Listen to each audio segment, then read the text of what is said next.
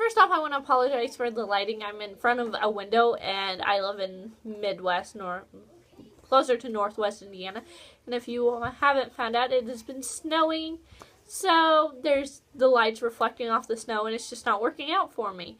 But I've been gone for a long time, almost 4 months. We moved into a new place, and we just hadn't gotten around to hooking up internet, and then I went back to work instead of my childcare, so a lot of things have changed, and I just haven't had time to make a video.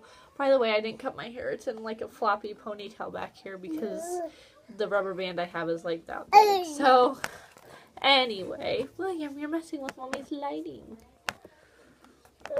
Anyway, I'm bringing you a video about how we are sleep training William. William is our almost 10 months old little boy. He's been breastfed and been co-sleeping with us since he was 2 weeks old. So, I don't know if it's any other breastfed parents who co-sleep, but William has not slept through the night at all. He was waking up 6 to 8 times a night. Neither of us were getting much sleep. He was getting crabby. He was just miserable. So, after much consideration, we decided that we were going to have William start sleeping in his own room, in his own bed, where it'd be nice and quiet. He'd have his own space to sprawl around. So that's what we decided to do. So last Monday, we decided that we were going to start it. Our biggest concern was what training method we were going to use. Obviously, there's the cried out method, which seems to be one of the most popular. But I, as a mother, aren't comfortable with it. My mom didn't. Yeah, you got your drum. My mother never used it. Her mother never used it. So I wasn't comfortable with it. It just seems cruel. So Zach agreed that he wasn't going to do it if I wasn't here. So we decided to look into other methods.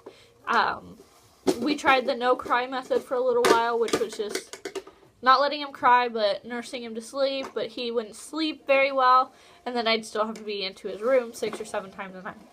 So last Monday, after reading a post that I'd found on a no-cried method,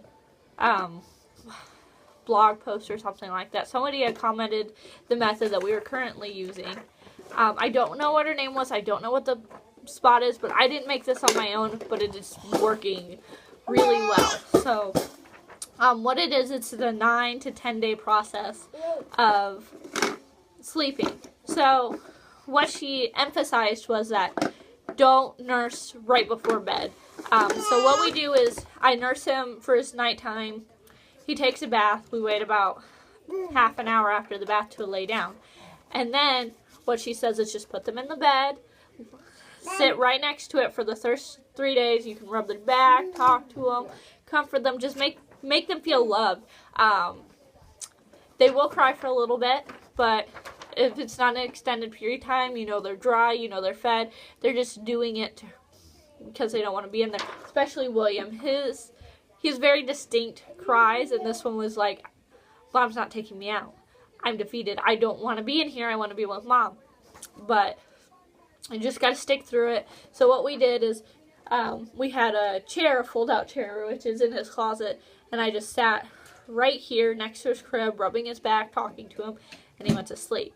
And we did that for the first 3 days. By the 3rd day, he would just lay down in his crib, fall asleep. Worked all well. He didn't start sleeping. He'd wake up once or twice a night, and that was it. It was a big change. Then, on the 4th day, you put them in the bed. You sit halfway between the crib and the door. It's kind of difficult with the way we have his room set up because his crib is here, the living room is right here. So instead of sitting like right here in the middle part, I sat way back about where I'm sitting now in his room so he could see me, I could still talk to him and go there. The first day was difficult because he had gotten used to me just sitting by his bed, talking to him, touching him. But I'd keep talking to him, and so that went on. By the fifth day of this training method, he was sleeping completely through the night, which is, as a breastfeeding mom, it was uncomfortable for me, but it was amazing. Like, I wasn't expecting it.